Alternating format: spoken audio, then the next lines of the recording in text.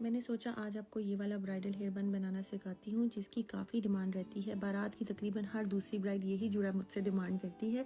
तो सबसे पहले आपने अपने सेक्शंस को क्लियर कर लेना है। मैं हमेशा कहती हूँ कि अगर आप अपने सेक्शंस में फर्स्ट पॉइंट के ऊपर क्लियर हैं तो इसका मतलब है कि बाकी हर चीज़ आपके लिए आगे आसान हो जाएगी।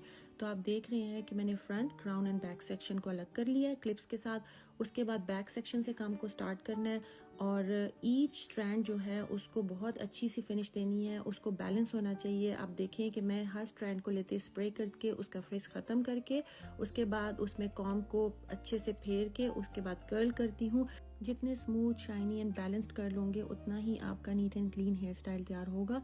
तो इसी तरह सारा प्रोसेस करना है कि आपने दोनों पोनियों के बालों को अच्छे से सब कर्ल कर लेना है। उसके बाद आपने स्टफिंग का इस्तेमाल करना है ऊपर और नीचे दोनों हिस्सों में। जैसा कि आप देख रहे हैं कि यहाँ पे मैं अंडरनीथ पोनी के स्टफिंग यूज़ कर रही हूँ। इसको अच्छे से पिन से बैलेंस तरीके से सिक्योर कर दें। ऑन टॉप भी स्टफिंग ही यूज़ करनी है।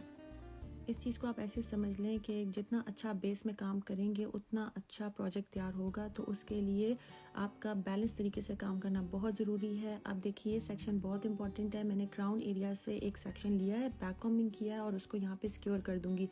इस स्टेज पे 2 पॉइंट्स को समझना बहुत ज़रूरी है कि ये बैक कॉम्बिंग का जो एरिया है वो बहुत इंपॉर्टेंट है ऊपर की स्टफिंग के होल्ड के लिए और हेड शेप के लिए। तो आप देखें कि मैंने जहाँ पे ब्राइड का दुपट्टा आना होता है वहाँ पे हेयर स्टफिंग या हेयर पैडिंग का इस्तेमाल किया है। सेक्शंस लेते टाइम जो बाल पीछे को आएंगे वो सब आपने साथ साथ रोल करने हैं। अब आप देखें कि मैं जो हेयर पैडिंग है जहाँ उस एरिया को प्रॉपर तरीके से बैक कॉम करके रेडी कर रही हूँ, क्योंकि वो दुपट्टा सेटिंग में हेल्प करेगा। आपकी जितनी अच्छी हेयर पैडिंग सिक्योर होगी दुपट्टा उतने अच्छे से सर के ऊपर फिक्स होगा और हेड फॉर्म भी बहुत अच्छी बनेगी। क्राउन एरिया के लास्ट सेक्शन के लिए मैं स्ट्रेटनर का इस्तेमाल करूंगी, क्योंकि फ्रिज को प्रॉपर ख़त्म करना है। वो नीट एंड क्लियर सेक्शन के लिए बहुत ज़रूरी है। अब यहाँ पे आप देख रहे हैं कि मैं हेयर स्प्रे यूज़ कर रही हूँ जो शाइन एंड होल्ड दोनों चीज़ें देगा।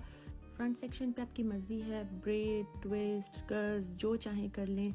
इस हेयर स्टाइल में मेरी कोशिश होती है कि फ्रंट सेक्शन को पहले क्लियर कर लूँ। उसकी वजह 2 हैं। एक तो हमारी ब्राइड का हेयर स्टाइल ज़्यादातर फ्रंट से ही नज़र आता है, पीछे दुपट्टा आ जाता है। दूसरी वजह ये भी है कि बाज़ दफ़ा हम प्रॉपर हेयर स्टाइल पीछे क्रिएट कर लेते हैं और जब आगे के बाल हम सेट करने लगते हैं तो हमें समझ ही नहीं आती कि उनको लेके किधर जाना है। तो इसलिए आप हमेशा ये कोशिश करें इस जोड़े को बनाते टाइम।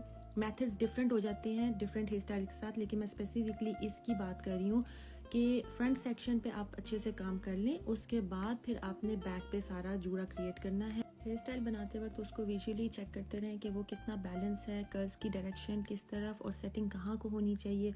यहाँ पे एक पॉइंट बहुत ज़रूरी है कि जो बिल्कुल जूड़े के नीचे का हिस्सा है वहाँ पे बहुत अच्छे से टाइट सिक्योर पिन लगाएं, क्योंकि बाज़ दफ़ा वो जब बैक पे आपके लगता है जूड़ा तो वहाँ से खुलना शुरू हो जाता है।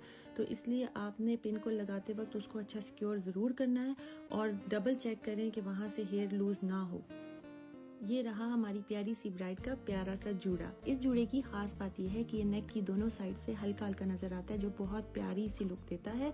आप मुझे अपने कमेंट्स में बताना आपको ये वीडियो कैसी लगी। Thank you.